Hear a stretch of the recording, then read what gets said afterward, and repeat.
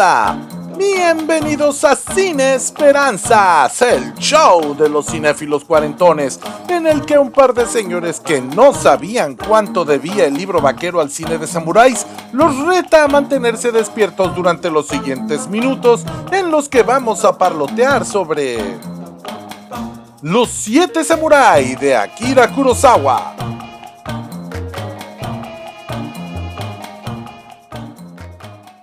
Bienvenidos una vez más a Cine Esperanzas, el show de los cinéfilos cuarentones en el que Paquito Rodríguez y un servidor, Fernando Carrillo Fink, hablamos sobre películas que nos han marcado a lo largo de nuestras vidas.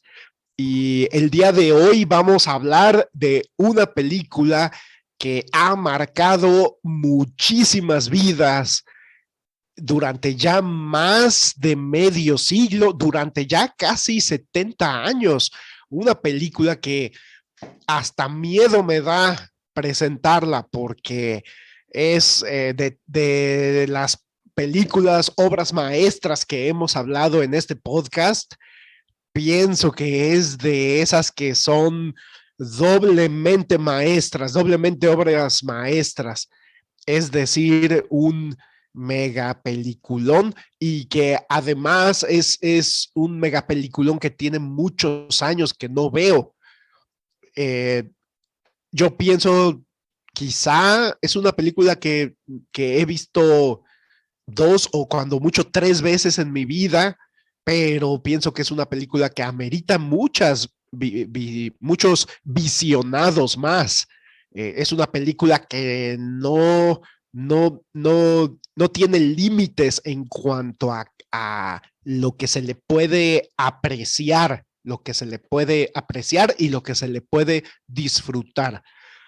La película es Los 7 Samurái, dirigida por Akira Kurosawa, uno de los grandes maestros del cine de todos los tiempos, de esos maestros indiscutibles, de esos maestros que aún quienes no somos tan fanáticos de su obra, jamás nos atreveríamos a dudar o a poner en duda o a tratar de minimizar la importancia que su filmografía tiene en el séptimo arte, en la historia del séptimo arte.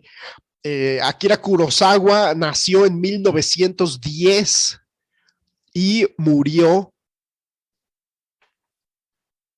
Chale, aquí una pausa.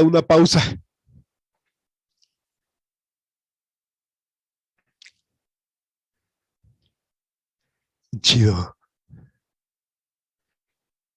Y murió en 1998.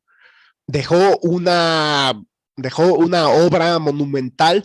Él comenzó a dirigir en 1943 y esta película de Los 7 Samurái se estrenó en 1954. Entonces él ya llevaba una década dirigiendo cine, ya había hecho bastantes películas, entre ellas otra obra maestra llamada Rashomon, que es un thriller, un thriller como detectivesco, por así decirlo, o un thriller como de crimen, que también tiene un lugar muy importante en la historia del cine y que después de Los 7 Samurái todavía le quedaba un largo camino por recorrer a Kurosawa y todavía haría varias obras maestras como La Fortaleza Perdida, que es muy famosa por haber servido como una fuente de inspiración para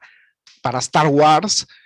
La película Yojimbo, que también trata sobre un samurái, que es, para mi gusto, es otro de los peliculones de Kurosawa. También estaría Ran, y también se me hace digna de mención Los Sueños, que es una película que dirigió Kurosawa ya mucho, ya en la última época de su vida, en la última etapa de su vida, que fue ayudado por George Lucas y por Steven Spielberg para filmar esta película, Los Sueños. Se me hace muy interesante ese dato. Pero bueno, la película de la que vamos a hablar hoy, Los Siete Samurái, tiene una trama muy sencilla. Trata sobre una aldea que se ve asediada, se ve una aldea en el medioevo, eh, específicamente en 1587 se desarrolla la historia. Eh, una aldea japonesa que es asediada por un grupo de bandidos que les quieren robar su cosecha.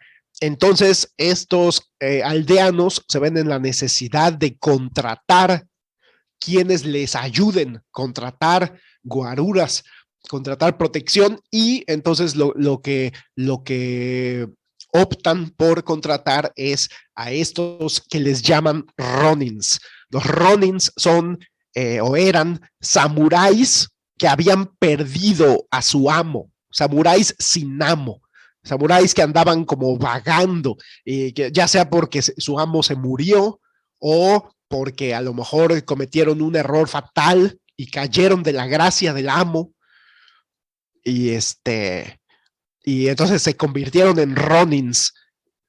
Y entonces los aldeanos contratan a 7 ronins, y la trama nos va mostrando cómo los van contratando uno por uno, cómo van formando este grupo de 7 samuráis que finalmente van a defender a los aldeanos de este grupo de bandidos que los están asediando y que amenazan su supervivencia. La película dura 3 horas y 15 minutos más o menos. Eh, es una película larga. No voy a decir que es una película cansada, pero tampoco es una película súper mega entretenida, eh, de súper entretenimiento sin límites. Pero sí creo que es una película que está como a medio camino entre lo contemplativo, lo calmado y lo súper entretenido. Se me hace como muy interesante esta película, como pues sí se puede decir, por un lado es una película de acción y sí lo es, y por otro lado es una película de arte y también lo es. Es una película muy especial, pero muy especial. Y creo que en ese como cambio de tono radica mucha de su riqueza y mucho de lo que la vuelve interesante. Muchos hablan de Kurosawa o en su época hablaban de Kurosawa como un director japonés sumamente occidental. Y pues son muy notorias las influencias occidentales en el cine de Kurosawa. No es ningún secreto que Kurosawa era fanático del western, de las películas de vaqueros, del viejo oeste, y pues la película de Los Siete Samurái tiene muchas influencias del cine occidental de vaqueros, y al mismo tiempo después el cine occidental de vaqueros se vería sumamente influenciada por Los Siete Samurái. Ahí está el caso de su remake estadounidense, Los Siete Magníficos, con Jules Briner, que es la versión la versión vaquera de Los Siete Samuráis. Es decir, hay un círculo creativo muy interesante entre Kurosawa y los creadores de westerns viejos como John Ford o Howard Hawks, y el caso ya del spaghetti western, como el principal, cuyo principal exponente fue Sergio Leone, y que ya hablamos de su película El bueno, el malo y el feo, que estaba sumamente influenciada por el cine de Kurosawa. Incluso platicamos sobre la película de Sergio Leone, Un puñado de dólares, que es un remake de Yojimbo, una película de Kurosawa que a su vez está influenciada por el western. Entonces yo creo que está de más criticar a Kurosawa como lo criticaron en algún momento por ser demasiado occidental. Pienso que está de más porque hay una correlación que ya quedó más que demostrada, ya quedó más que claro que el western y el cine de samuráis son hermanos y que pues creo que la distancia, esa distancia que hay entre Japón y los Estados Unidos de América, pues creo que Kurosawa es un hijo de la globalización y un hijo y un padre y un abuelo de la globalización. Esta película tiene un estilo que creo yo que no se van a cansar las generaciones de analizarlo. La puesta en cámara de Kurosawa se caracterizaba por ser muy fluida, eh, iba y venía la cámara de aquí para allá y también iban y venían los personajes de aquí para allá. A veces la cámara está quieta y los personajes se acercan y llegan el rostro del personaje llega a cubrir la pantalla y de repente dentro de la misma toma a lo mejor la cámara se aleja o a lo mejor el personaje se aleja y entonces de repente vemos una toma muy amplia en la que vemos a varios personajes, a lo mejor de cuerpo completo, adentro del encuadre. Es que pienso yo que Kurosawa, si por algo se caracterizaba, es por el movimiento, por la riqueza en el movimiento, ya sea porque adentro del cuadro hay movimiento de personajes o porque la cámara se mueve mucho o porque hay muchos cortes de edición. También creo yo que Los Siete Samurai es una película que puede ser estudiada y estudiada y estudiada en cuanto a su edición. Para mi gusto, es un parteaguas en cuanto a la edición de cine. Y y creo yo que la película completa es una obra monumental, algo que se va a seguir perdón que insista, pero se va a seguir estudiando a lo largo de las décadas. Y pues es el turno de Paquito Rodríguez, a quien le cedo el micrófono. ¿Tú cómo viviste esta película, Paquito? Híjole, pues cómo seguir a esa tan profusa introducción. No, pues qué más puede uno agregar, pero bueno, voy a compartirte mi experiencia y mi experiencia personal. Yo le tenía mucho miedo a Kurosawa cuando era yo muchacho. Le tuve mucho miedo durante mucho tiempo. Yo solía ir al videoclub de arte que ya hemos mencionado en varias ocasiones, Zafra Videoarte, y tiro por viaje agarraba yo el cassette de Los Siete Samurái, me paseaba durante largo rato por los pasillos, a veces me tardaba media hora, 40 minutos en escoger películas y siempre lo devolvía y terminaba llevándome otra. Me imponía mucho. Era un director japonés muy mentado en los libros de historia de cine y de crítica. Y yo sentía que dos cosas podían pasar, y las dos eran malas. Que me aburriera mucho y que no me gustara. Y me daba miedo porque, pues en mi inocencia sentía que si no me gustaba o que si me aburría, pues yo sería un fraude de cinéfilo. Y yo consideraba, si veo Kurosawa y no me gusta o me aburre, entonces significa que soy un fraude de cinéfilo, porque todo el mundo habla maravillas de él.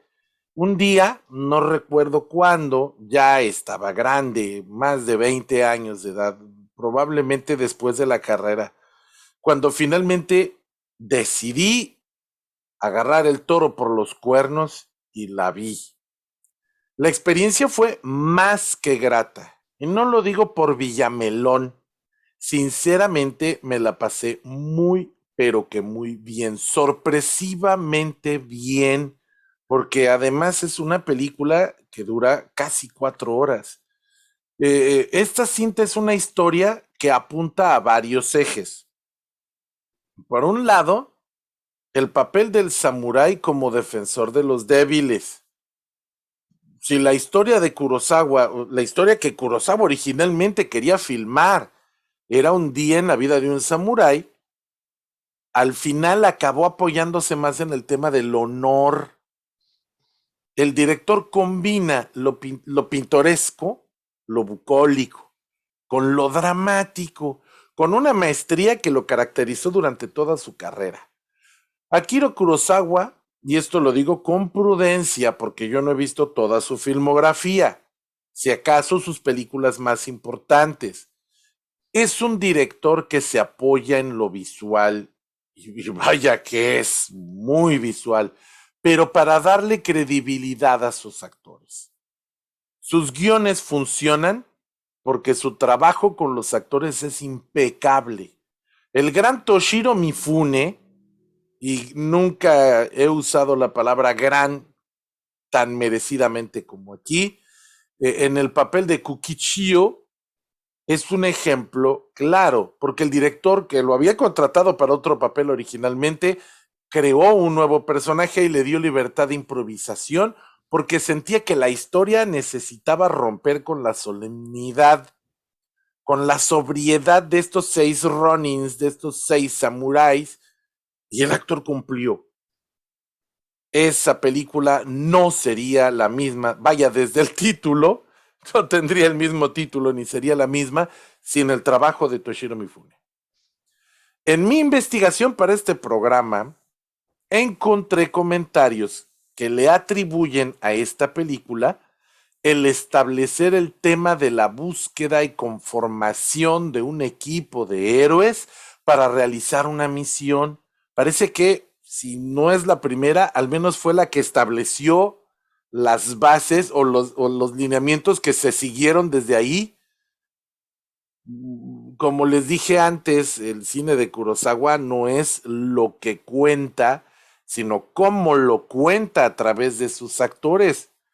Y juntos construyeron personajes tan memorables que justifican que un buen trozo de la película, que es más o menos 60 minutos, de más de 3 horas de duración total, son dedicados a cada uno de los samuráis que dan nombre a la película. Y este estilo de conformar un equipo para realizar una misión, lo vamos a volver a ver en otras películas, no sé, se me ocurre Ocean's 11, por ejemplo. Digo, sin mencionar los remakes, como ya nos hablaba Fernando de los Siete Magníficos, que además los Siete Magníficos generó varias versiones, ahí creo 3 o 4 y remakes, y bueno, pero aparte de los remakes de los Siete Samurai, películas como Ocean's 11, por ejemplo, son películas que se basan en buscar los diferentes elementos que van a permitir que este equipo resuelva una misión. Vaya, Misión Imposible tiene un poco de eso, hasta las de Rápido y Furioso de repente se apoyan en este esquema, digo, sin darle en la torre al Kurosawa. Kurosawa no tiene la culpa de esa saga, pero quiero decir que le debemos esa estructura, ¿no? Y un poquito Star Wars. Me resulta irónico que mucha gente el año pasado se haya dedicado a pelear diciendo que George Lucas se copió de Dunas, cuando George Lucas se copió de todos lados. Se copió de la Fortaleza Escondida, de los Siete Samurai, de Dunas también. Son estructuras que, que nos sirven.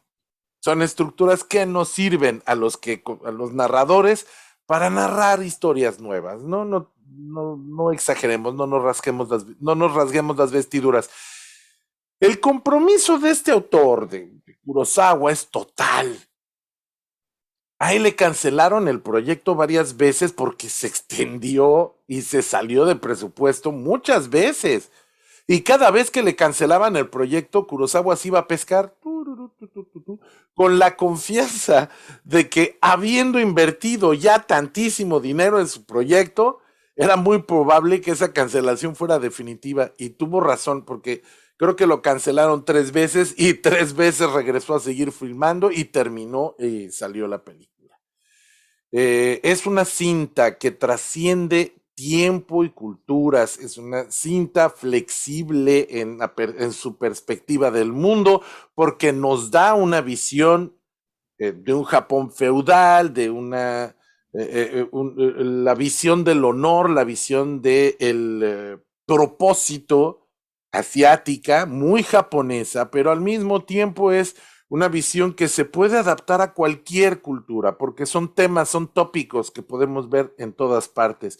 Y si bien es cierto que históricamente Kurosawa probablemente se inspiró de las películas de vaqueros, también es que las películas de vaqueros se inspiraron en las eternas historias de caballería, porque los duelos a pistola, un caballero de un lado y otro caballero del otro, no son diferentes a los duelos que sostenían los caballeros de la mesa redonda del rey Arturo. Lo que cambia son las armas. Y lo mismo ocurre con la traducción visual de esto, porque el, el choque de dos guerreros con una katana que se cruzan y uno de ellos cae y el otro no, es visual, es una narrativa muy asiática que podemos ver en dibujos y pinturas del siglo XIX, etcétera, pero que está basada en algo real, en un duelo de espadas, en un duelo de katanas.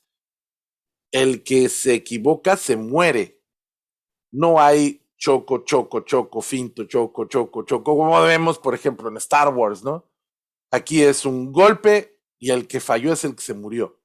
Y esto lo vamos a ver en los duelos de vaqueros y por todos lados. Y esto también lo veíamos en otros medios. Sin embargo, el gran logro de Kurosawa es que su visión es tan flexible que la puede ver un mexicano, como la puede ver un guatemalteco, como la puede ver un neoyorquino, y todos nos sentimos atraídos porque lo que importa son las temáticas, lo que importa es el desarrollo de personajes y lo que importa es que el público se siente, invierte emocionalmente en esta historia.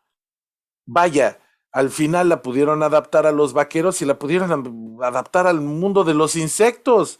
La película de Bichos de Pixar es una adaptación, una readaptación de Los Siete Samurái con insectos. Por supuesto que hasta la fecha no se ha filmado una película que logre ya no superarla, igualar a la película original. ¿Es cuánto, Fernando? ¿Cómo la ves? Sí, pues creo que mencionas algo importantísimo y muy acertado. Esta película no sería lo que es sin Toshiro Mifune.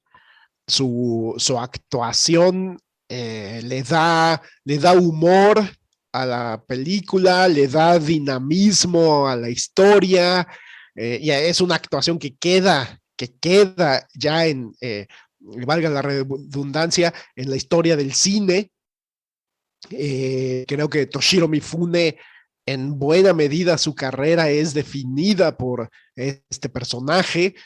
Eh, y también estoy de acuerdo contigo en que yo no sabía esto que mencionas, que fue como la precursora de esta estructura en la que se juntan varios héroes o antihéroes a veces para llevar a cabo una misión, que es un género que le gusta mucho a Tarantino y que eh, la película de Bastardo sin Gloria surgió, la semilla de la idea surgió para Tarantino como una de esas películas en las que un grupo de guerreros se juntan para llevar a cabo una misión. Y como bien mencionas, hasta Rápido y Furioso en buena medida toma esta estructura, o el universo cinematográfico de Marvel, que pues tiene su película de Iron Man, su película de Thor, su película de Capitán América, y ya cuando nos damos cuenta ya hay una película que se llama Marvel's The Avengers, y es así como pues como Los Siete Samurai, como bien mencionas, son los primeros 60 minutos más o menos dedicados a conocer a los personajes, a presentar a los personajes, y después se va armando este equipo y termina la película culmina en una mega batalla. Y otro dato que también se me hace muy interesante es eso de que el rodaje se extendió más de un año y que lo cancelaron varias veces. Y yo no sabía que Kurosawa se iba a pescar tan tranquilo, pero pues sí tiene todo el sentido del mundo, ¿no? Que no iban a dejar morir una película en la que ya habían invertido tanto dinero y tiempo y etcétera. Pero sí se traduce, se nota, se ve claramente como en la pantalla es todo ese dinero y que fue la película más cara en Japón en su época y se nota todo el dinero y todo el tiempo invertido y el talento de Kurosawa invertido de una manera monumental. Y, y creo yo que como dices, esto de los duelos de katanas, esto de el choque de katanas, eh,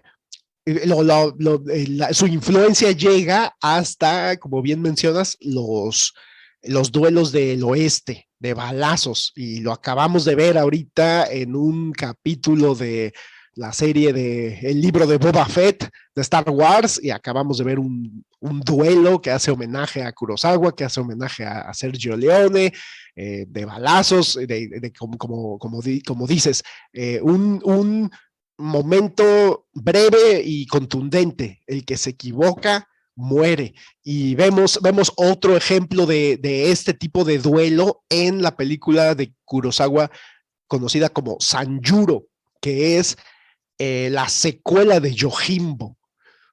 Y Yojimbo, les recuerdo, es la película cuyo remake es por un puñado de dólares de Sergio Leone, la película que abre el género del spaghetti western. Y después de Yojimbo, al año siguiente, 1962, Kurosawa filmó Sanjuro.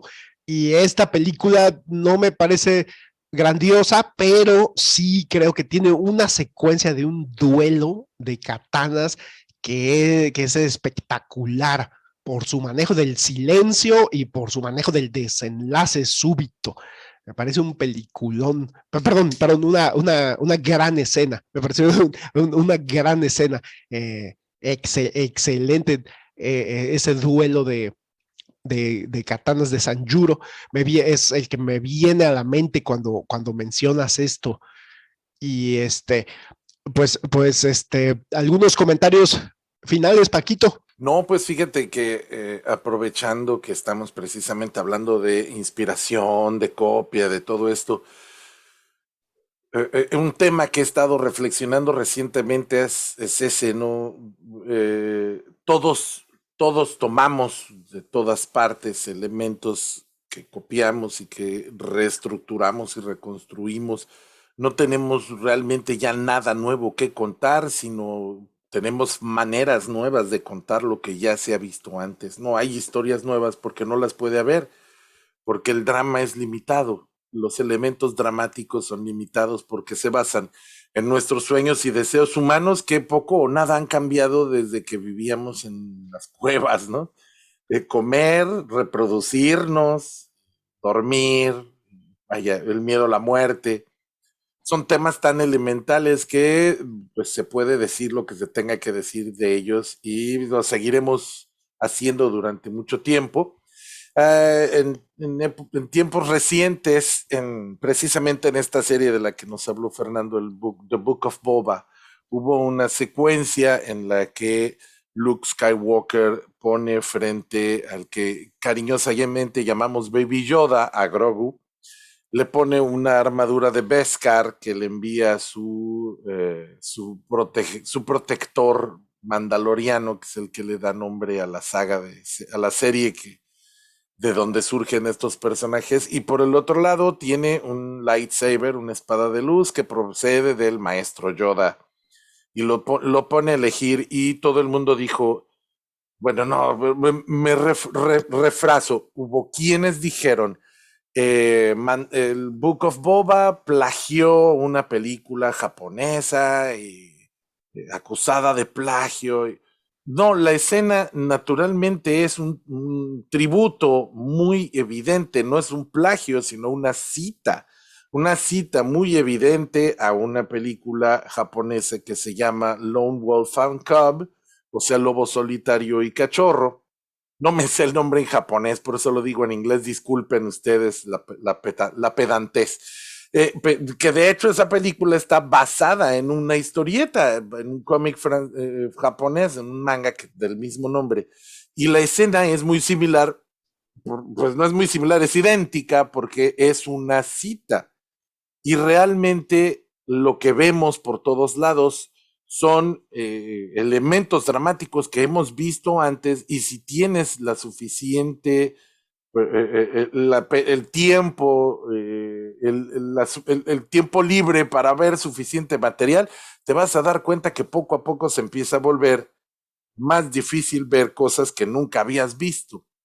Y creo que Kurosawa sabía o intuía esto, porque él toma de todos lados lo que sirve a su historia. Toma de Shakespeare, como toma de John Wayne, como toma de la historia de Japón, como toma de las pinturas de los artistas tradicionales japoneses, como toma del teatro kabuki, como toma de por todos lados, y lo adapta y lo construye y lo transforma en una visión, en una perspectiva muy peculiar, en una visión muy particular, que a su vez se va a convertir en cita para otras fuentes. Es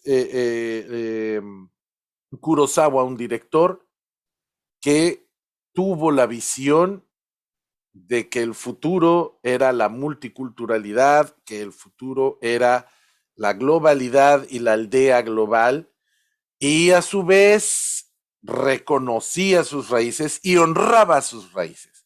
Y lo mismo puedo decir de, bueno, The Book of Boba es una serie con una calidad artística diferente, tiene un objetivo diferente, pero lo podemos decir de muchas, muchas películas de todo el mundo. Eso es todo, Fernando. Muchas gracias por estar y compartir conmigo este micrófono. Gracias a ti, Paquito. Y pues sí, creo que cuando se habla de Kurosawa, es inevitable hablar de influencias y de todo esto de, pues, de que el drama se alimenta de otros dramas, etcétera, etcétera. Y creo que Los Siete Samurái es una película que exhibe mucho de esto, en el buen sentido de la palabra, en el sentido de que nos muestra cómo un cine de una película ambientada en el Japón feudal se puede alimentar de otras influencias, crear una obra maestra y después ser una obra que genere, que tenga una influencia sobre el cine del otro lado del mundo. Y creo que yo, pues a mí no me queda más que recomendar esta película para todo amante del cine y recomendar en general la obra de Kurosawa. A mí me pasó parecido a ti. Yo también me tardé en los años en los que salí de la adolescencia y entré a la adultez temprana y me empecé a interesar por los grandes autores del cine y por la historia del cine. Yo también en ese mismo videoclub Zafra Arte también me tardé en conocer a Kurosawa. También le tenía yo como miedo, y cuando vi Los Siete Samurái la primera vez me cansó. No la pude apreciar por completo. La segunda vez ya habían pasado unos años y ya pude, ya tenía yo un poquito más de herramientas, pero pienso yo que es una película que por lo menos cada 10 años se puede revisitar, es decir, bajita la mano, por lo menos cada 10 años se puede revisitar y siempre va a revelar nuevas sorpresas. Y pues nada más, no me queda nada más que agradecerle también a todos los que nos acompañan semana tras semana. Nosotros hacemos este tiempo, lo dedicamos especialmente para ustedes, entonces agradecemos mucho su atención, agradecemos mucho que se tomen la molestia de escucharnos y con esto me despido. Yo soy Fernando C. Fink y nos vemos a la próxima.